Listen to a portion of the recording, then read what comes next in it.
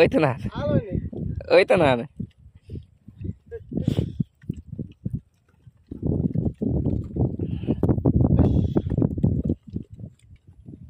2 minute হয়েছে, 2 minute হয়েছে।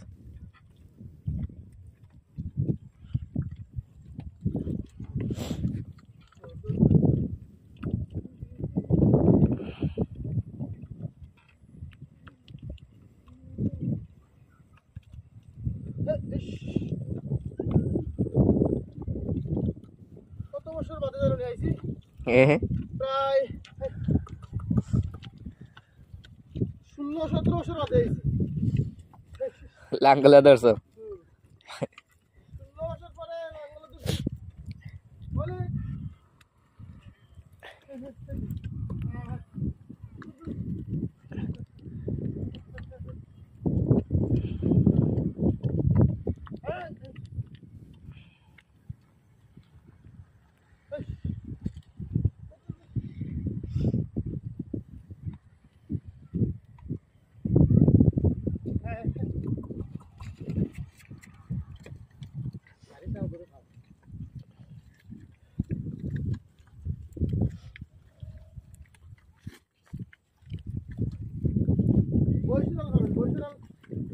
সব তো পারি। আর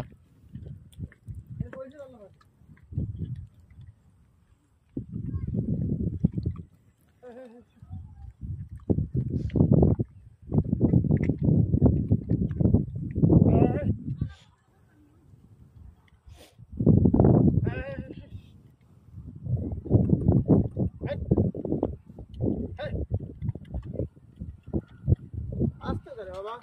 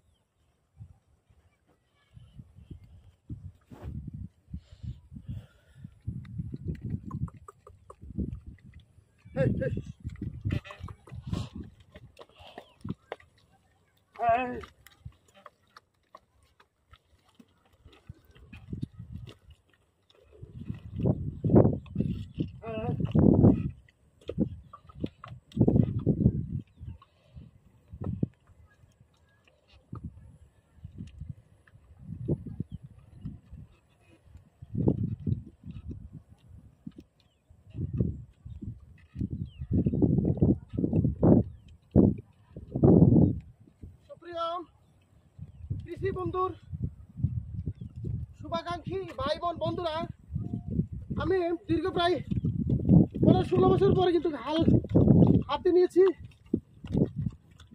আসছিলাম দক্ষিণ কানালবাড়ি গ্রামে। আসার পর দেখতেছি এই একজন কৃষক তার জমিতে ধান রোপণের জন্য প্রাচীন যুগের লাঙ্গল দিয়ে গরু দিয়ে হাল চাষ করছে। আসলে আমি খুব ছোটবেলায় আমার আব্বার সাথে লাঙ্গল দিয়ে হাল চাষ করেছিলাম, অনেক পুরাতন প্রকল্প। তো দীর্ঘ প্রায় 1.5 যুগ পর, আনুমানিক 1.5 যুগ পর লাঙ্গল হাতে নিয়েছি। খুব টায়ার্ড লাগতেছে। তো আসলে পুরাতন পেলেই একটু কাছ থেকে দেখার খুব ইচ্ছা লাগে। আমি আসলাম এখানে ঘুরতে, আসার পর আমার কাছে ভালো লাগতেছে যে আসলে এখানে একবার দেখি।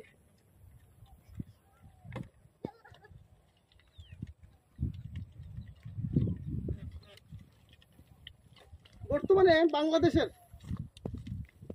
এই যে হালের লাঙ্গল আসার পর পুরাতন গরু দিয়ে লাঙ্গল হাল চাষ এই আব্বাই চিত্রটি একেবারেই দেখা যায় না। আমি ও বালতি করেছি কৃষি বন্ধু পেজের মাধ্যমে এবং আমাদের ইউটিউব চ্যানেলের মাধ্যমে এই মানুষের পুরাতন স্মৃতিটুকু আবার সামনে তুলে ধরার চেষ্টা করছি।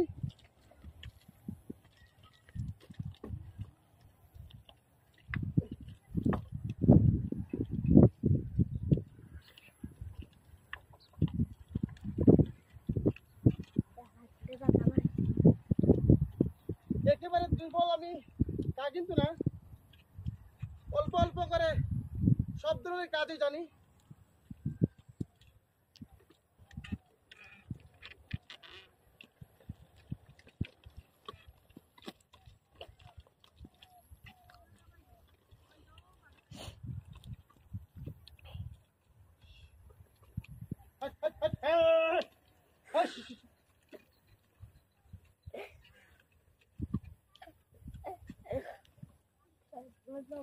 বাবা মারা যাওয়ার আগে আমার বাবার সাথে প্রায় আমি এই গরু দিয়ে হাল চাষ করতাম। আমার এই প্রশিক্ষণটা মূলত আমার বাবার কাছ থেকে আমি রপ্ত করেছিলাম। সচরাচর বর্তমানে বাংলাদেশের কোথাও কিন্তু এই গরুর হাল দেখা যায় না। একেবারে মফস্বল এলাকায় যেখানে ট্রাক্টরের ছোঁয়া পাওয়া খুব কষ্টকর, যেখানে উঁচু নিচু ছোট ছোট জমিগুলোতে এখনো গ্রামীণ পরিবেশে পুরাতন সিস্টেমে গরু দিয়ে হাল চাষ করে, এবং তারই একটি খণ্ডচিত্র আজকে আমি দেখালাম সিলেটের কোম্পানিগঞ্জ উপজেলার দক্ষিণ কাঁঠালবাড়ি গ্রামে। যে গ্রামটি গ্রামের চতুর্দিকে বর্ষাকালে পানি এবং শুষ্ক মৌসুমে উঁচু নিচু জায়গা রয়েছে, প্রচুর জায়গা পতিত থাকতো একটা সময়।